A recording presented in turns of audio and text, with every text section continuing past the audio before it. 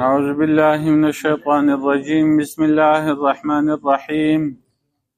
أحل لكم ليلة الصيام الرفث إلى نسائكم هن لباس لكم وأنتم لباس لهن علم الله أنكم كنتم تختارون أنفسكم فتاب عليكم وعفى عنكم فالآن باشروهن وابتغوا ما كتب الله لكم وكلوا واشربوا حتى يتبين لكم الخيط الأبيض من الخيط الأسود من الفجر ثم أتموا الصيام إلى الليل ولا تباشروهن وأنتم عاكفون في المساجد تلك حدود الله فلا تقربوها كذلك يبين الله آياته للناس لعلهم يتقون. حلال کړی شوی دی ستاسو دپاره په شپه د روژه کې یو ځای کېدله الی نسائکم خپلو بیبیانو سره. دغه بیبیانې ستاسو دپاره لباس دی، جامه ده او تاسو د هغو دپاره جامه یې.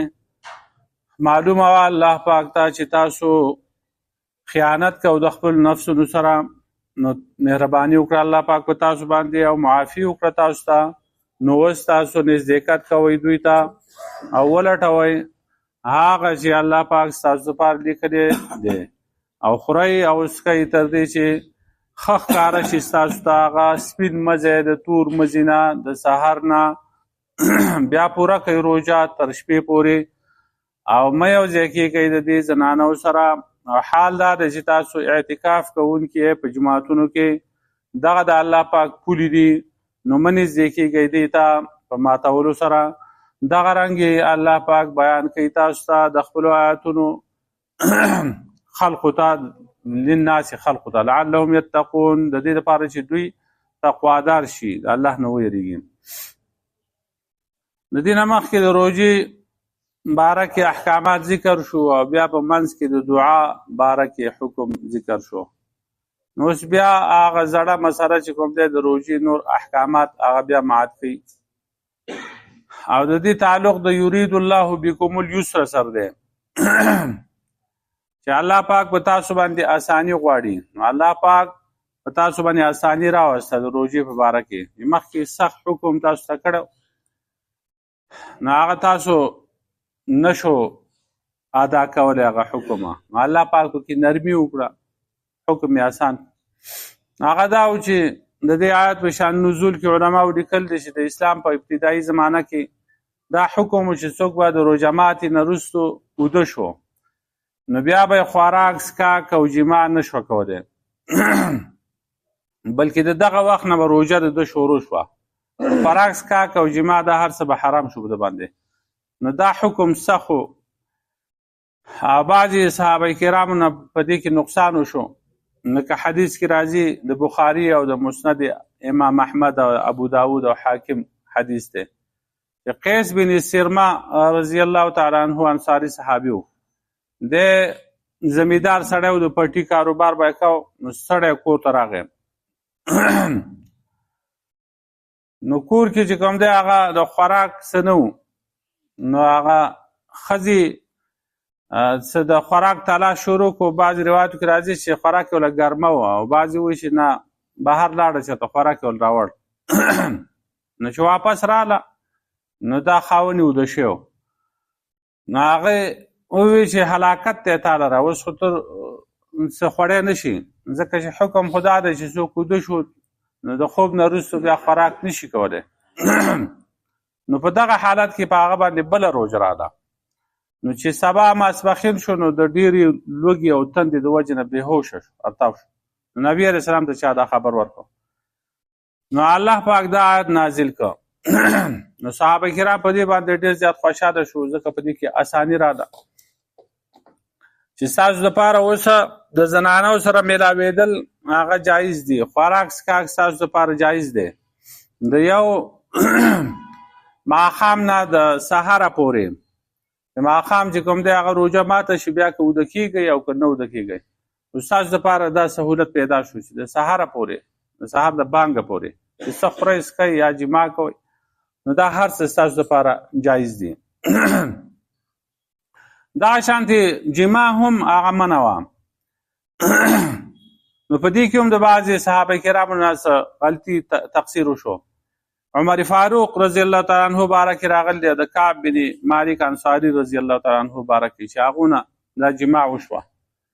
عمر رضی الله عنه خپله بیبي راوغوښته، نو هغې ویې زما زه وده شوې یم.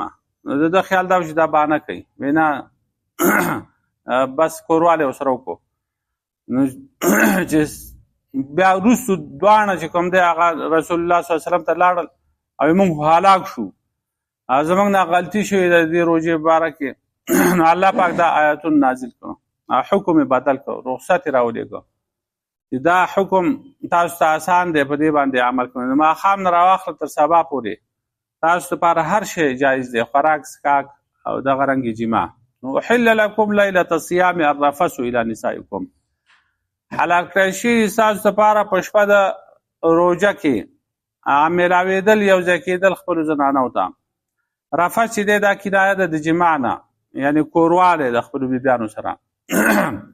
یو معنا د دې جماع ده، او دویمه معنا چې کوم دی کل ما یرید الرجل من امرأته الجماع و دواعیه، هر هغه شی چې هغه سړی د خپلې بیبي نه د هغې اراده کوي په فعل سره یا په قول سره یا په لاس وروړو سره. نو دا جماع شو یا اسباب د جماع چې کوم دی هغې ته وایي. رفث چې کوم دی خپله معنا هغه فحش خبرې کنځل بدې ردې دې ته ویل کېږي. نو دلته دغه معنا مراد نه ده، دلته بالاتفاق جماع مراد ده چې ستاسو لپاره د روژې په شپه باندې جایز دي او حلال دي یو ځای کېدل، یعنې جماع کول د خپلو بیبیانو سره. هن لباس لکم و انتم لباس لهن، دا ستاسو دپاره لباس دی، تاسو د دوی دپاره لباس دی. دا ستاسو جامه ده او تاسو د دوی جامه یې. نو دا د احل دپاره علت دی، وجه ده. دا حلال کړی شوي ځکه دی، دا جماع ځکه حلال کړی شوي ده چې دا ستاسو لباس دی، تاسو د دوی لباس دی. نو تاسو د زنانو هغه لباس یې، او لباس خلق اغوندي، د لباس دا د جامې نه صبرېدل او د هغې نه ځان ساتل خو ګراني. نو د هغې هر وخت استعمال کېږي جامې. نو دا ستاسو لپاره جایز وګرځېده.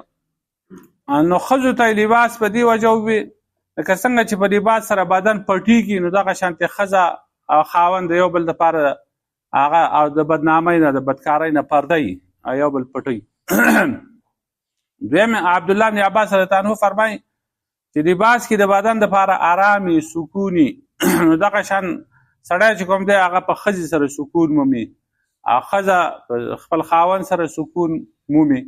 نو لباس لهن، نو کوم ښځې چې هغه نه واده شوي هغه بې آرامه وي، دارنګې د بدنامۍ نه هم محفوظه نه وي. او کله چې خاوند په سفر کې بیا هم پریشانی ورته. نو لباس کې درې خاصیتونه دي، حفاظت کوي لباس د یخنۍ او د ګرمۍ نه، عیبونه پټوي. دې بدن کې څومره عیبونه دي هغه په دې جامه باندې پټ شو، بیا نه ښکاري. د بدن زینت او ډول دا پې حاصلېږي. نو په دې تشبیه کې دا درې وړ نکتې دي. ښځه او خاوند د یو بل دپاره د کږېدو نه حفاظت دی، بل د یو بل د آرام ذریعه ده، د یو بل عیبونه پټوي، او د یو بل دپاره چې کوم دی هغه زیب و زینت او ډول ډال هم دی. بیا دا ښځې مخکې کړي په دې سړو باندې، هن لباس لکم و انتم لباس لهن. دا ښځې ستاسو دپاره لباس دی، تاسو د دوی دپاره. نو ښځې یې مخکې کړي. حال دا دی چې قرآن چې کوم دی هغه سړي مخکې کوي. نو دا ځکه چې دلته اصل کې خطاب دی سړو ته دی. نو سړو ته وایي چې دغه ښځې چې دي دا ستاسو لپاره لباس دی. بیا وایي هغه ښځو ته وایي دا سړي ستاسو لپاره لباس دی. بل دا دی چې د سړي حاجت هغه ښځې ته زیات وي. د سړی د زنانو نه بغیر چې کوم دی هغه نه صبرېږي د خپلې بیبي نه. او د زنانو په مزاج کې برودت سیوا دی، یخوالی. نو سړو ته د هغو توجه کمه، او خاص کر بیا چې په کله په کار کې مشغوله وي نو بیا په هغه وخت کې د سړي نه غافله وي. او سړی که ستړی هم یا په کار کې مشغوله خو توجه زنانو ته زیاته وي. د دې وجې نه شهوت هم د سړي سیوا دی د ښځې نه. دا خبره غلطه ده چې د ښځې شهوت چې کوم دی هغه سیوا دی د سړي نه، دا بالکل غلطه ده او په دې باندې بېشماره دلایل دی. خو یو دلیل دا دی چې سړي ته الله پاک اجازت ورکړی دی چې دی به 4 ښځې کوي او ښځې ته دا اجازت نه دی ورکړی دا به 4 پرده کوي. دا ولې؟ دا ضرورت د دې سړي سیوا دی د ښځې نه. نو علم الله انکم کنتم تختانون انفسکم، الله پاک پوه او چې تاسو به خیانت کوئ د خپل نفسونو سره. په شپو د رمضان کې د جماع د حلالوالي لپاره دا دویم علت شو دویمه وجه دا شوه چې خدای پاک ته دا پته وه چې تاسو بیا خیانت کوئ، تاسو دا حکم نه شئ منلی چې اوده شئ او د هغې نه وروستو بیا راویښ شئ. نو خامخه چې کوم دی هغه به بیا یا خوراک څښاک کوئ یا به د خپلې بیبي سره مېلاوېږئ. الله پاک د خدا هر څه معلوم آسانی پکې راوسته، په دې حکم کې تخفیف راوسته. نو تختانونه د خیانت نه دی، دا په امانت کې نقصان کولو ته ویل کېږي. په ګناه کولو سره هم د الله په حقوقو کې نقصان راځي، نو په دې وجه ګناه ته هم خیانت ویل کېږي. نو فتاب علیکم، الله پاک په تاسو مهرباني وکړه، حکم یې درته آسان کړه. وعفا عنکم، او معافي درته وکړه. نو دا د صحابه کرامو ډیره غټه مرتبه ده په دې آیات کې هغه بیان شوه چې که د صحابه کرامو نه څه غلطي وشي خو بیا هم الله پاک د هغو دپاره اعلان کوي په قرآن کې چې معافي مې درته وکړه. فتاب علیکم وعفا عنکم، الله پاک ستاسو باندې مهرباني وکړه، تاسو ته معافي وکړه. او دا په دې هم دلیل دی چې صحابه کرام چې څه غلطي ترې وشي، ګناه ترې وشي، نو استغفار کوي. دا خو پیغمبر دی چې د هغه نه غلطي او ګناه نه کېږي، د هغې نه علاوه نور صحابه کرام چې کوم دي د هغو نه هم غلطیانې شوي دي، ګناهونه ترې شوي دي، خو په هغه غلطۍ باندې هغو ټینګ نه دي پاتې شوي، هغو استغفار کړی. الله پاک د هغو دپاره د بخښنې اعلان هم کړی. نو خبره ختمه شوه. نو فالآن باشروهن، نو اوس تاسو د دوی سره میلاویږئ، مباشرت کوئ. مباشرت څه ته وایي؟ د بدن د بل بدن سره یو ځای کېدله، نو دا هم د جماع نه کنایه ده چې تاسو د دوی سره کوروالی کوئ، جماع کوئ. دا د ادب الفاظ دي. نو قرآن کې داسې الفاظ راځي چې هغه د ادبي د بې ادبۍ الفاظ استعمالول نه پکار. په دې کې ترغیب هم دې خبرې ته دی چې تاسو هم خبرې کوئ، په هغې کې د ادب الفاظ استعمال کوئ، بې ادبي نه. وابتغوا ما كتب الله لكم، او ولټوئ هغه چې الله پاک ستاسو دپاره لیکلی دی. نو په جماع کې اصل مقصد هغه شهوت پوره کول نه دي، بلکې نسل زیاتېدل دي او د بچي دپاره طلب دی چې بچي خدای پاک دله اولاد ورکړي، دا مقصود دی. نو الله پاک چې ستاسو دپاره کوم بچی مقرر کړی دی، نو په جماع سره د هغې اراده وکړئ، هغه ولټوئ، د هغې سوال د الله پاک نه وکړئ.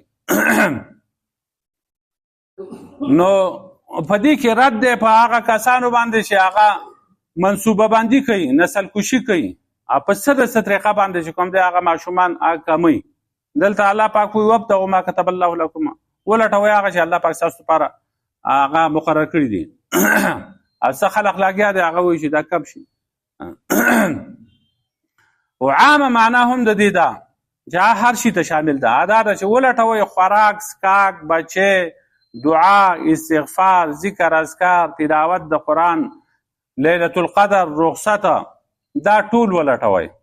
یعنی مطلب دا شو چې تاسو لپاره په دې شپه کې دغه کوروالی خو جایز وګرځېده، خوراک څښاک هم ستاسو لپاره جایز وګرځېده، تر اوسه پابندي وه، خو دې ته کار مه وایم، دا خو جایز شو.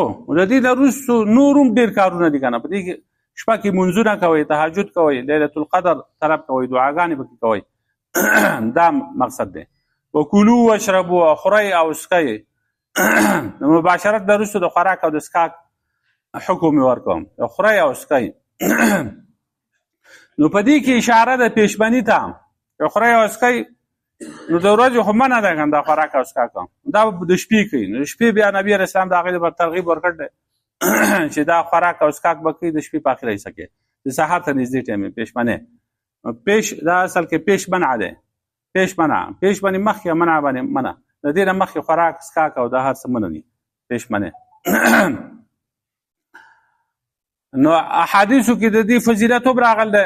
نبي علیه السلام فرمایي تاسو پیشمنۍ کوئ ځکه چې په دې کې برکت دی او خیر دی پکې.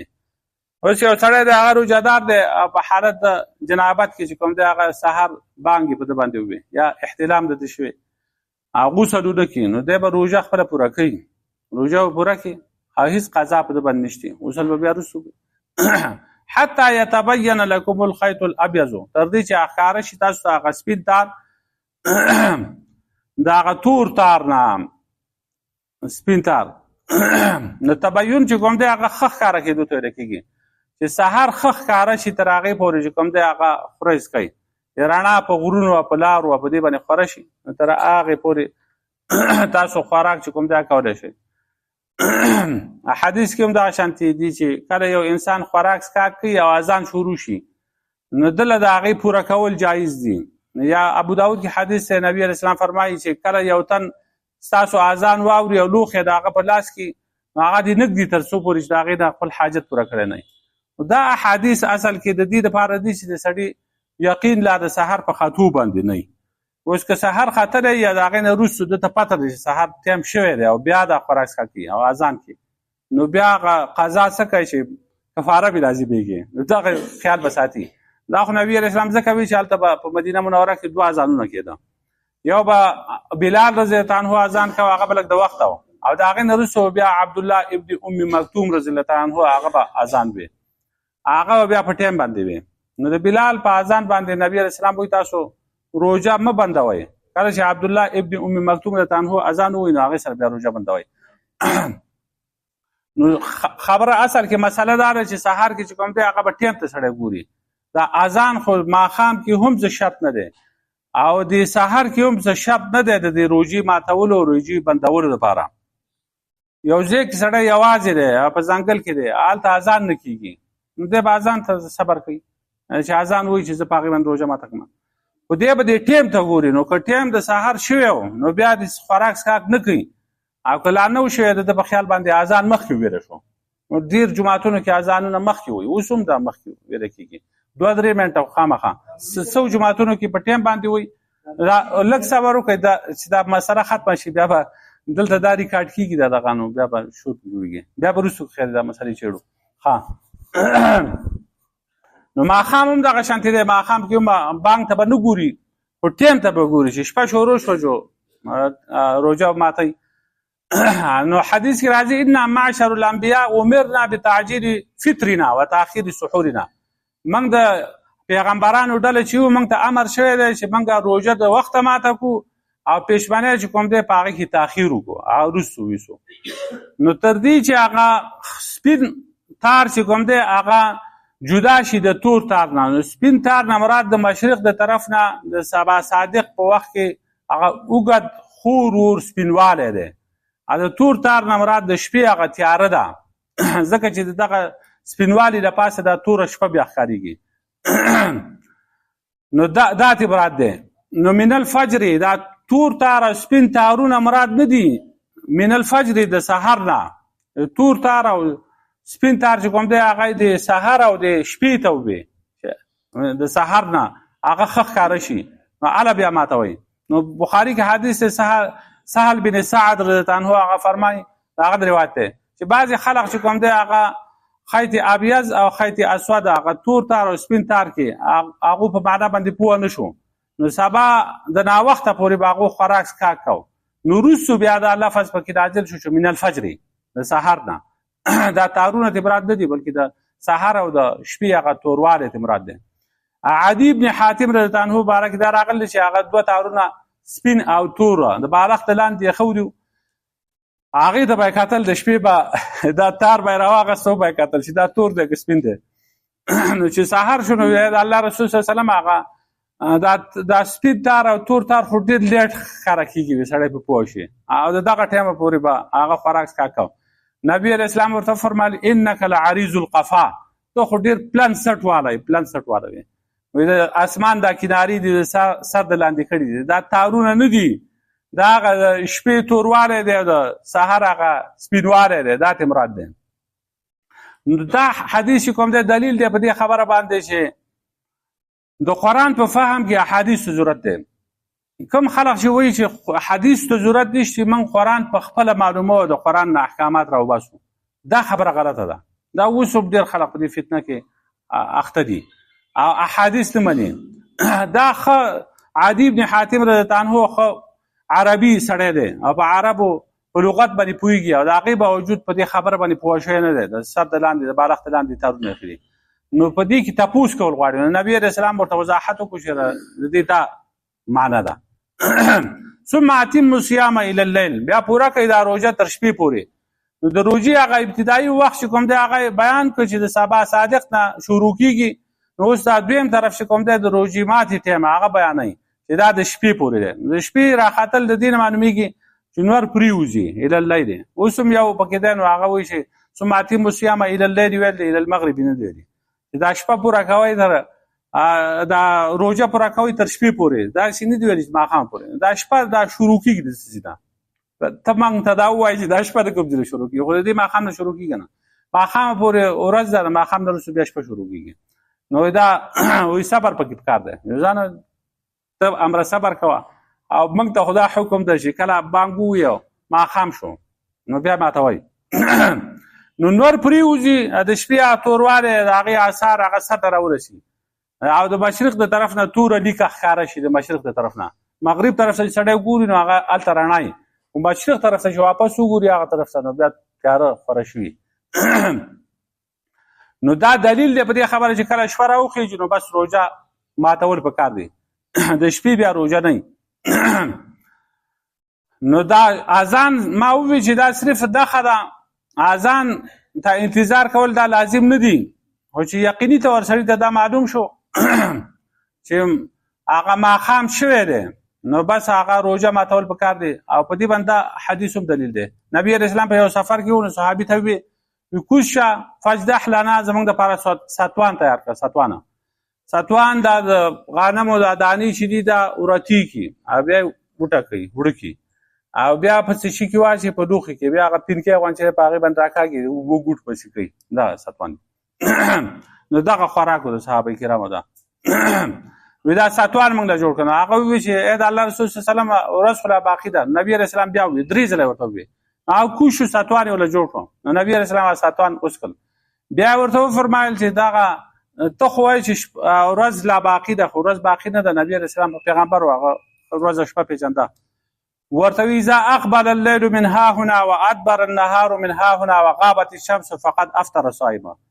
دا شپه چې کوم دی د دې طرف ته ښکاره شي مشرق ته هغه وکړو اشاره وکړه او د دې طرف نه چې کوم دی هغه ورځ په شا شي او نور پناه شي نو فقط افطر صائم، نو روژهدار به بیا خپله روژه ماتوي. په دې کې که ته بانک ته انتظار کوې نو بانک ته انتظار مه کوه، راوړه دا ستوان چې ورځ پوره شوې ده. او بل حدیث کې هم دغه شانتې راغلی چې زما امت به په خیر باندې په فطرت باندې تر څو پورې چې دو روژه ماته د وخته کوي. نو د شپې د داخلېدو په ابتدا کې دا پکار دی چې څنګه ماښام شروع شو نو بس هغه روژه ماته پکار دی. نو بیا وروسته چې کوم دی هغه انتظار کول ستورو راختو ته دا مکروه دي، دا ښه نه دي. عایشې رضی الله عنها ته هم چا وویل د دوه صحابه کرام په باره کې ابو عطیه رحمت الله علیه هغه ورته وویل چې یو دوه کسان دي هغه یو د وخته روژه ماتوي او ناوخته پښیماني کوي. بل روایت کې دا هم دی چې د وخته روژه ماتوي او د وخته مونځ کوي. هغه بل چې کوم دی هغه ناوخته روژه ماتوي او د وخته پښیماني کوي. نو مطلب دا چې کوم یو عمل غوره دی. نو هغې ورته وویل چې دا کوم یو د وخته روژه ماتوي. نو هغې ورته وویل هغه سړي ورته وویل عبدالله ابن مسعود رضی الله عنه. نو عایشې رضی الله عنها ورته وویل چې دغه شان کار به نبي علیه السلام هم کو. نو روژه د وخته ماتول پکار دی او پښیماني لیټ کول پکار دی. هغه بل سړی چې و چې هغه به ناوخته کو هغه ابو موسی اشعري رضی الله عنه. الی اللیل د شپې پورې دې نه دا معلومه شوه چې د شپې راختو سره بس سمدستي روژه ماتول دا مستحب عمل دی. او د دې نه دا معلومه شوه الی اللیل تر شپې پورې چې صوم وصال چې کوم دی پرله پسې روژې نیوله دا منه دي. حدیث کوم د دې نه منه راغلی ده د شپې پورې تاسو ټینګوئ اتموا الصیام الی اللیل. نو وصال دې ته ویل کېږي چې د یوې روژې مکمل کولو نه وروستو بیا بله روژه شروع کړي چې په منځ کې بیا روژه ماتوي نه.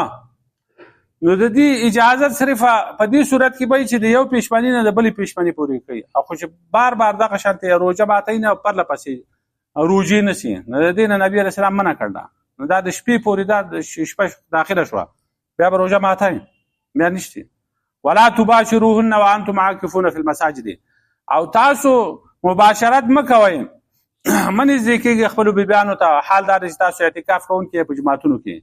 د دې شان نزول کې ضحاک او قتاده رحمهم الله لیکلي دي چې بعضې کسان چې کوم دی هغو به د اعتکاف په وخت کې د جومات نه د حاجت لپاره کور ته لاړو نو هلته به د خپل بیبي سره هغه جماع کوله. نو دا آیت نازل شو چې تاسو مباشرت مه کوئ د دو سره تاسو په جومات کې اعتکاف کوونکي. نو په جومات کې دنده خو هم دا منع دی او د جومات د بهر هم جماع کول نشته چې سړی لاړ شي او کور ته او بیا راځي ځکه بې ضرورته د اعتکاف نه وتل بیا دا منع دي.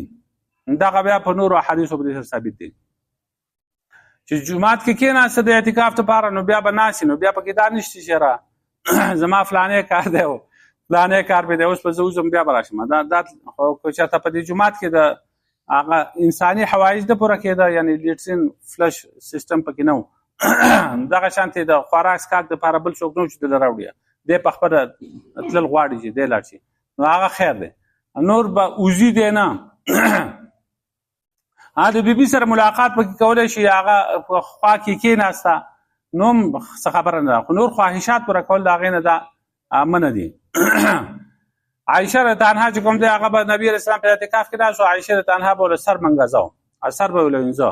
صفیه رضی عنها چې کوم دی هغه د شپې راغله نبي علیه السلام په اعتکاف کې نو د نبي علیه السلام ملاقات له نو څه کسان روان نبي علیه السلام هغه کسان ته آواز وکړي ودرېږئ هغوی چې ودرېده یو دوه کسانو وایي دا زما بیبي ده ها دا صفیه رضی عنها ده هسې نه چې تاسو په زړه کې څه راشي شیطان چې دی هغه د خلکو په زړه کې وسوسې اچوي نو دا زما بیبي ده.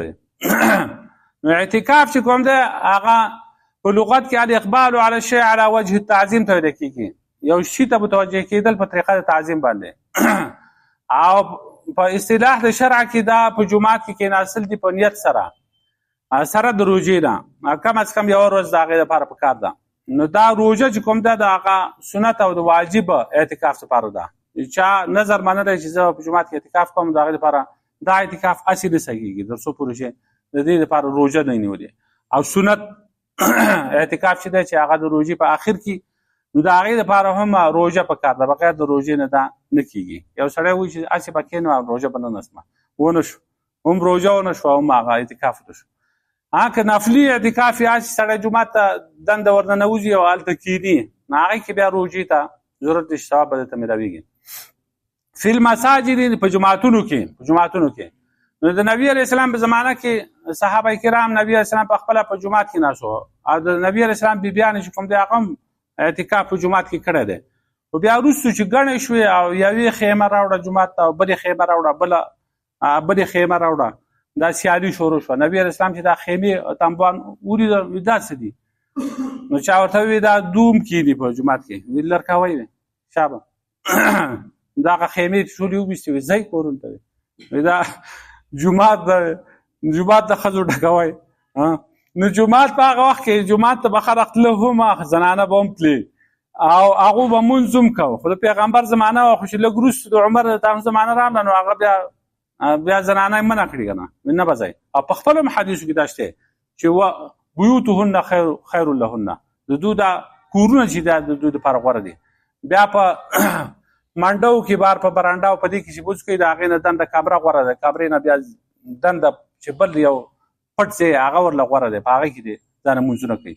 په دې زمانه کې چې سړی هغه زنانه بوځي جومات ته اعتکاف ته کښېنئ او دغسې جوماتونه چې په هغې کې نور انتظام هم نه نو دا بالکل غلطه ده. د دې وجې نه احناف چې کوم دی په دې باندې فتوا ورکړل ده چې زنانه به اعتکاف ته نه کښېنوئ په جوماتونو کې کور کې دې کښېني. اوس دا څنګه جومات د دې لپاره پکار دی نو جومات چې کوم دی هغه یو قول دا دی چې 3 جوماتونه دي مسجد حرام مسجد نبوي مسجد اقصی او دویم قول پکې دا دی چې اعتکاف لپاره هر جامع مسجد هغه فټ دی. جامع مسجد څه ته وایي چې په هغې کې اذان کېږي اقامت پکې کېږي جماعت پکې کېږي جمعه پکې کېږي په هغې کې د اعتکاف کوي. بیا په دې ښار کې یو ډېر جوماتونه په هر جومات کې چې کوم دی هغه اعتکاف پکار دی که د ښار په یو جومات کې چې وشي نو غاړه به ازاده شي ځکه چې دا سنت موقته دی دا اعتکاف نو چې پرېږدي نو بیا سړی ګناهګاري کوي په دې باندې نو بعض علما وایي چې هر جماعت کې دا اعتکاف پکار دی، بعضې وایي چې په ښار کې یو جماعت کې کېناسته ژوند د دې ټولو غاړه ازادېږي. تلک حدود الله، دا د الله حدونه دي، پولې دي. فلا تعتدوها فلا تقربوها، دې ته نږدې کېږئ مه. د الله پولې دي، دې ته نږدې کېږئ مه. من حام حول حمن اوشک ان یقع فیه، څوک چې د دې شپول د ګیر چاپېره ګرځي، حدیث کې راځي، نو زر ده چې دی په دې شپول کې دلته ورننوځي. نو دا د غلطو کارونو ته به نږدې کېږئ هم نه. دا د الله پولې دي، پولې مقرر کړئ، حدود مقرر کړه، آخري حده. د دې نه اخوا دې خوا اوړئ راوړئ مه. فلا تقربوها، نږدې کېږئ ورته هم مه. کذلک یبین الله آیاته للناس، دغه رنګې الله پاک بیانوي آیاتونه د خلقو دپاره لعلهم یتقون، د دې دپاره چې دوی تقوادار شي. نو دا دلیل دی په دې باندې چې روژه، دعا، لیلة القدر طلب کوله، په جومات کې اعتکاف کوله، دا ټول د تقوا اسباب دي. اخر کې لعلهم یتقون، د دې لپاره چې دوی تقوادار شي. احل لكم ليلة الصيام الرفث الى نسائكم، حلال کړی شوي دي ستاسو لپاره په شپه د روژه کې الرفث الى نسائكم، یو ځای کېدل خپلو بیبیانو ته. هن لباس لكم، دا ستاسو لپاره جامه ده، وانتم لباس لهن، او تاسو د دوی لپاره جامه. علم الله انکم کنتم تختانون انفسکم، پوهه دی الله پاک چې تاسو خیانت کوئ د خپل نفسونو سره، نو الله پاک په تاسو باندې مهرباني وکړه، تاسو ته معافي وکړه. نو اوس تاسو یو ځای کېږئ د دوی سره، او ولټوئ هغه بچی چې الله پاک ستاسو لپاره مقرر کړی دی، او خورئ او څکئ تر دې چې ښه واضح شي ستاسو ته هغه سپین مزی د تور مزي نه، د سحر نه.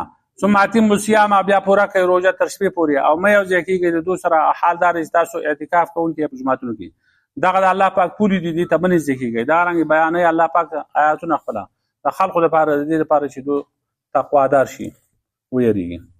ربنا ظلمنا انفسنا لا اله الا انت سبحانك